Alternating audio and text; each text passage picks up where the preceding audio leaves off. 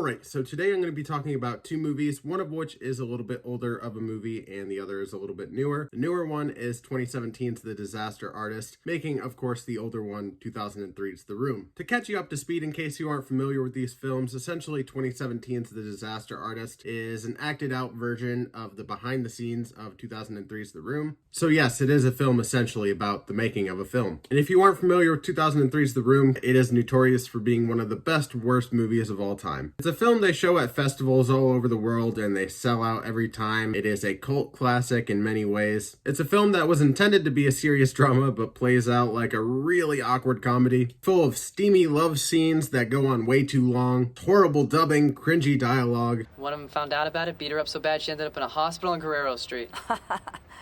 What a story, Mark. And is both convoluted and simple at the same time. There's things that happen with the characters throughout the film that never come back later on. For example, this scene with Claudette. I got the results of the test back.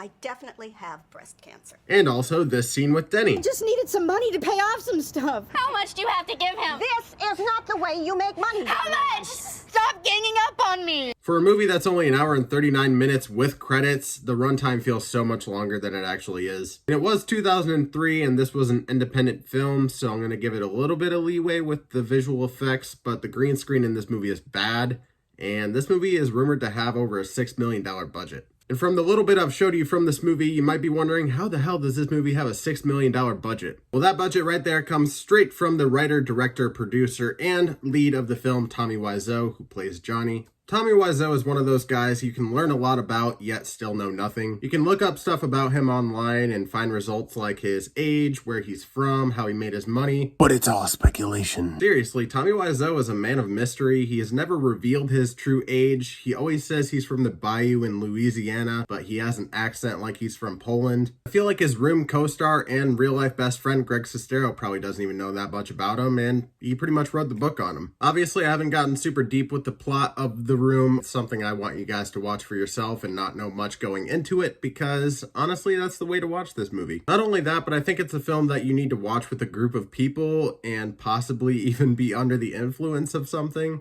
I'm tired. I'm wasted.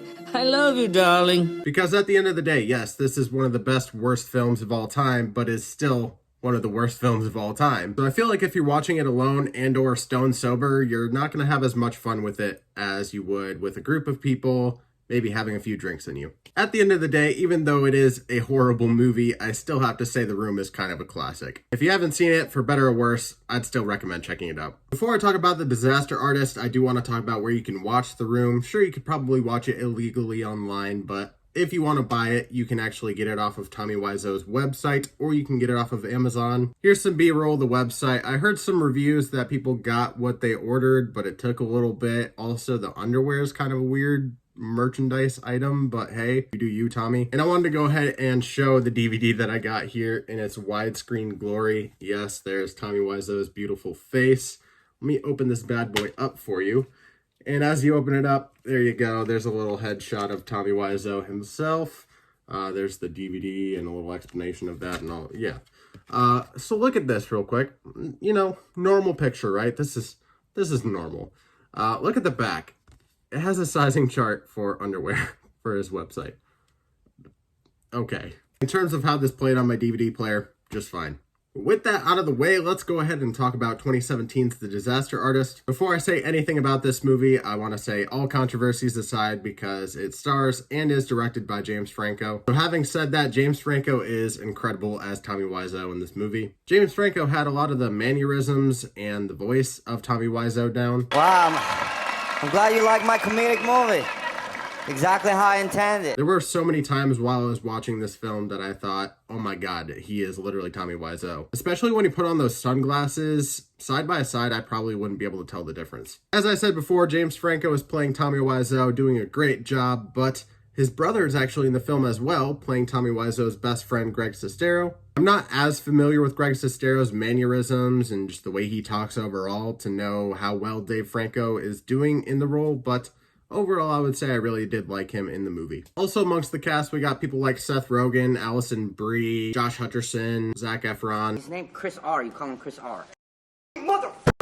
My God, this guy monster. I love the comedic talent behind this movie. I love the way that in the beginning, they almost boost the room up as being this movie that's so incredible. I was blown away. Like 3 minutes in, I turned my friend and go, this is the greatest movie I've ever seen in my life. Just to have the audience see the further they go along how big of a train wreck it actually is. Before I made this video, I was wondering which movie would be better to watch first for first-time watchers. And honestly, I think there's positives and negatives to watching either first. If you watch the first one first, you're not going to have as much fun because you don't know what's actually going on behind the scenes when you're watching the film. The Disaster Artist very much adds a level of humor to the room that wasn't there before. But then if you watch The Disaster Artist first, there's certain things that happen in that movie that you won't really appreciate fully unless you've seen The Room. So I guess my answer is watch whatever you want first. I guess one thing to add is The Disaster Artist is a little more accessible to audiences than The Room. I feel like a majority of audiences will get more enjoyment out of The Disaster Artist than The Room, of course. But if you're willing to take a walk through cinema history,